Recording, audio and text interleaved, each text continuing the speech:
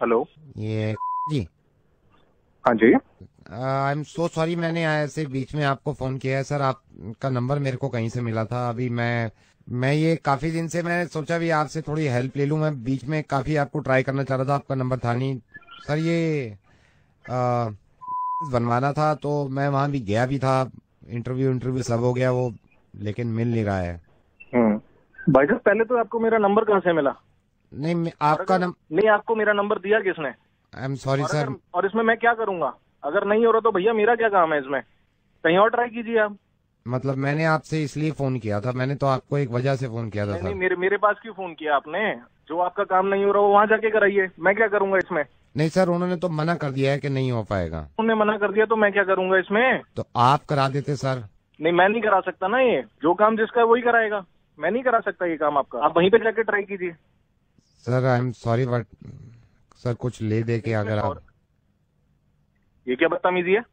क्या ले दे के? जो काम मेरा नहीं है उसके लिए मेरे को फोन कर रहे हो? मेरा सर नंबर कुछ ले पैसे लिया मैं कहीं अगर से आपके घर पहुंचवा दूं, मतलब आज ही पहुंचवा दूं अबे मतलब। गधे साले, तू मेरे को रिश्वत दे रहा है? तेरे को पता है तू क्या बात कर रहा है? सर वो 2 मिनट के अंदर अंदर करवा सकता हूँ मैं। हिम्मत कैसे हुई तेरी रिश्वत की बात करने की मेरे से? सर क्योंकि आप सरकारी एम्प्लॉय हो इसलिए मैंने रिश्वत की बात कर ली। तो क्या क्या क्या सारे सारे सरकारी एम्प्लॉय रिश्वत देते हैं? तो फिर ये कैसे हो गया कि हर मुसलमान टेररिस्ट हो गया?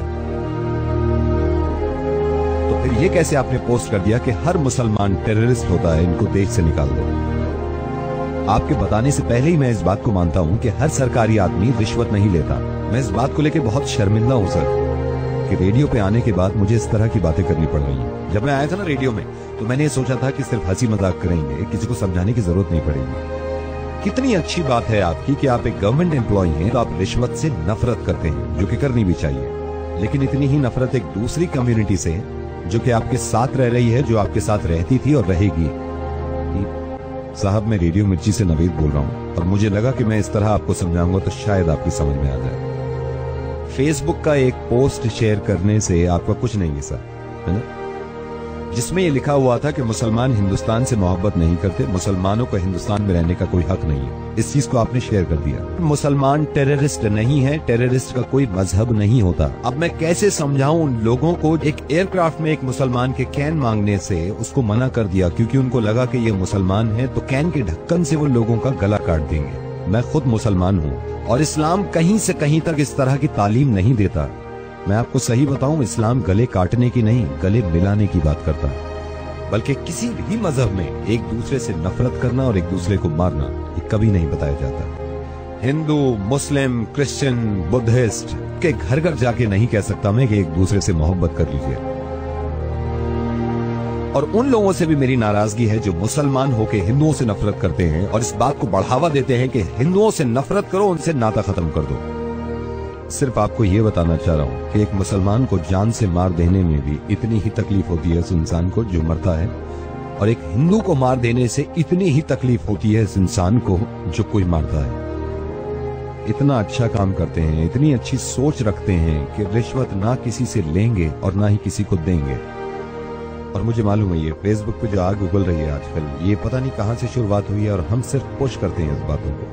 जरा सोचिए, अगर आपको इस बात का अंदाजा हो भी गया कि आपने गलती करी तो आप जिम्मेदार हैं उन 150 लोगों के जिन्होंने ये जाके शेयर किया है। और अब आपकी जिम्मेदारी बनती है कि हर किसी को जाके बताएं कि नहीं, मुसलमान गलत नहीं होते, मुसलमान साथ में रहते हैं, मुसलमान एक दूसरे से मोहब्बत करना जानते हैं। अगर हमारे मुल्क में या दुनिया में कहीं भी कोई इंसान कोई गलत काम करता है तो उसके बाद फिर ये नहीं देखना चाहिए कि ये हिंदू है, मुसलमान है, ईसाई है, बुद्धिस्ट है। उसकी सजा एक इंसान के तौर पे उसको मिलनी चाहिए कि ये काम इसने गलत किया है। अगर आपके हिसाब से इस दुनिया को भगवान ने बनाया है और सारे बंदे भगवान के हैं, और अगर मेरे हिसाब से इस दुनिया को अल्लाह ने बनाया है और सारे ही अल्लाह के बंदे हैं, तो हम में से किसी को भी यह हक नहीं है कि अल्लाह या फिर भगवान के बंदे को हम तकलीफ पहुंचाएं।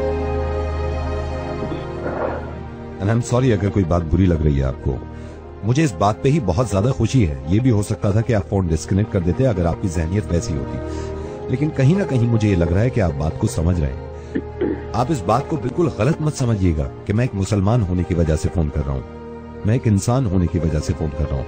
किस तरह दुनिया को ये समझाऊं कि कोई साहिबा अगर बुर्का पहने हुए हैं तो उनसे डरने की जरूरत नहीं है। किसी इंसान की अगर दाढ़ी है तो जरूरी नहीं है कि बॉम्ब उसके पास है, क्योंकि जो इंसान अल्लाह के खौफ से दाढ़ी रखता है वो किसी का दिल नहीं तोड़ सकता, बॉम्ब से तो क्या उड़ाएगा। फेसबुक में न जाने किसने ये शुरुआत करी थी एक इंसान के फोटो के साथ। मुझे इस बात से बहुत ज्यादा खुशी है कि मैं जिनके साथ काम करता हूँ आधे से ज्यादा हिंदू हैं। 10 साल हो गए मुझे, 10 साल हो गए, आज तक छोटी सी शिकायत ना मुझे उनसे मिली ना उन्हें मुझसे मिली। इससे ज्यादा बड़ा एग्जाम्पल हो नहीं सकता हमारी मोहब्बत का। नावेद, आपसे वादा करता हूँ कि मैं लोगों तक ये मैसेज पहुंचाऊंगा कि ये काम ना करें और ये सब गलत है। बहुत बहुत शुक्रिया, धन्यवाद, थैंक यू सो मच। अब मैं आपसे कुछ कहना चाहता हूँ जो सुन रहे हैं। एक दूसरे से इतनी नफरतें करने के बाद मुझे तो यही अंदाजा हुआ कि कोई हिंदू, कोई मुस्लिम, कोई ईसाई है। क्या सबने इंसान ना होने की कसम खाई है? प्लीज इंसान बन के रहें।